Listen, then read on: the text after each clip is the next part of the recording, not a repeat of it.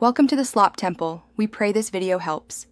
In this video, I will explain how to connect your cell phone to your computer. First, let's talk about the most common method, using a USB cable. Simply plug one end into your phone and the other into an available USB port on your computer. Your phone will then prompt you to select a connection mode, such as file transfer or MTP.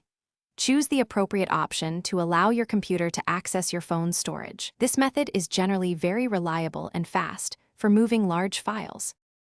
Next, let's explore wireless options for connecting your devices.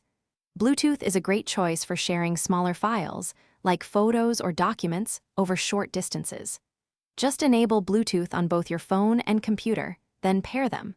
For larger transfers or more consistent access, consider using Wi-Fi.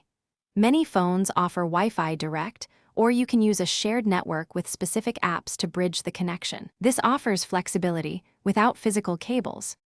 Beyond direct connections, cloud services and specialized apps provide excellent ways to manage your phone's data on your computer.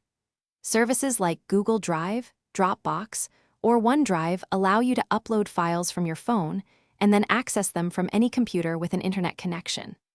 Additionally, many phone manufacturers and third-party developers offer dedicated applications that create a bridge between your phone and computer, often with advanced features for syncing and backup.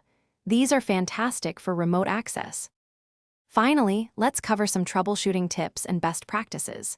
If you encounter issues, first check your USB cable for damage and ensure it's firmly connected. Sometimes, simply restarting both your phone and computer can resolve minor glitches.